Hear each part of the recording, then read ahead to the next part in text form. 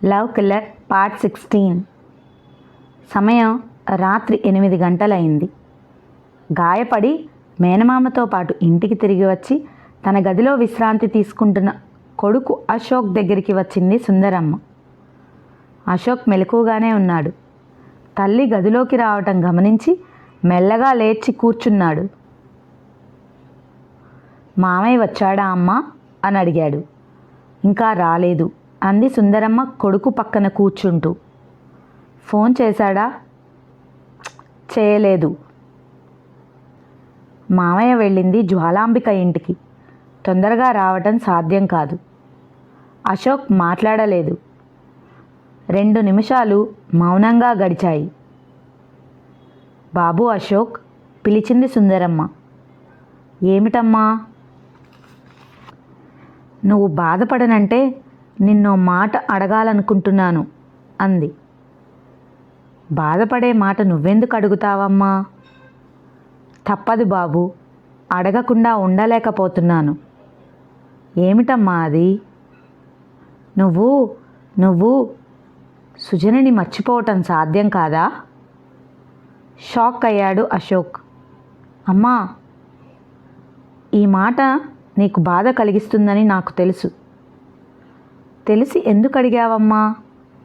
విషయం ఇంత దూరం వచ్చిన తర్వాత నేను సుజనని మర్చిపోగలనని ఎలా అనుకుంటున్నావు? తెలిసి కూడా ఈ మాట అడగవలసి వచ్చిందంటే నా బాధ అలాంటిది బాబు. బాధ ఏమిటమ్మా? ఇక రాడు అనుకుంటున్న మీ మామయ్య 20 ఏళ్ల తర్వాత మళ్ళీ మనుషుల మధ్యకి మనలోకి వచ్చాడు. ఆయన మళ్ళీ వెళ్లకుండా ఉండాలన్నా, ప్రాణాలతో మన కళ్ళెదుట తిరగాలన్నా నువ్వు సుజనని మర్చిపోవటం ఒక్కటే మార్గం. అమ్మా, ఆశ్చర్యం ధ్వనించింది అశోక్ కంఠంలో. అవును బాబు, ఆ రాక్షసి జ్వాల ఈ పెళ్లి జరగనివ్వదు. అది తెలిసే కదమ్మా మామయ్యని ఆశ్రయించమని చెప్పావు. చెప్పాను బాబు. మామయ్య తన కుటీరంలోనే ఆ కొండజాతి వారి సాయంతోనే నీ పెళ్లి జరిపిస్తాడనుకుని అలా చెప్పాను. ఆయన జ్వాలతో పంతానికి దిగి ఊళ్ళోనే పెళ్లి జరిపించటానికి వస్తాడని ఏమాత్రం ఊహించినా నిన్ను ఆయన దగ్గరికి పంపేదాన్నే కాదు. అమ్మా, నిన్నో మాట అడుగుతాను, నిజం చెబుతావా అన్నాడు అశోక్. తల ఊపింది సుందరమ్మ. ఆ జ్వాలాంబిక అంటే నువ్వెందుకు భయపడతావు? చెప్పానుగా, అది అందరిలాంటి ఆడది కాదు, రాక్షసి. ఆమెకి మామయ్యకి గతంలో ఏదైనా విరోధం ఉందా? అవును. ఎందుకొచ్చింది ఆ విరోధం? కొడుకు ముఖంలోకి చూస్తూ భారంగా నిట్టూర్చింది సుందరమ్మ. అదో పెద్ద కథ. చెప్పమ్మా, ఏమిటా కథ? గతంలో అంటే సుమారు 20 ఏళ్ల క్రిందట జ్వాలాంబిక మీ మామయ్యని ప్రేమించింది. ఆయననే పెళ్లాడతానని శపథం చేసింది. తల్లి చెప్పింది విని తెల్లబోయాడు అశోక్. మై గాడ్, జ్వాలాంబిక మామయ్యని ప్రేమించిందా అని అడిగాడు నమ్మలేనట్లు.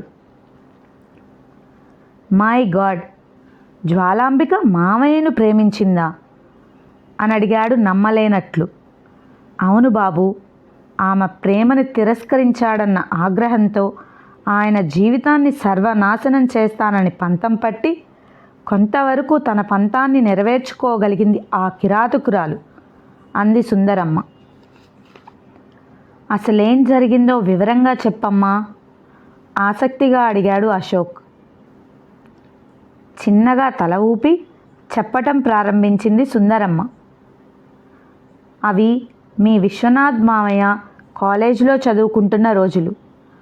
అదే కాలేజీలో జ్వాలాంబిక కూడా కొత్తగా చేరింది ఆ సంవత్సరం. అప్పుడు నేను చదువు మానేసి ఇంట్లోనే ఉంటున్నాను. నేను ఇంట్లోనే ఉంటూ ఎదురింటి మేడ మీద ఒంటరిగా ఉంటున్న శ్రీనివాస్ అనే ఆయన్ని ప్రేమించాను.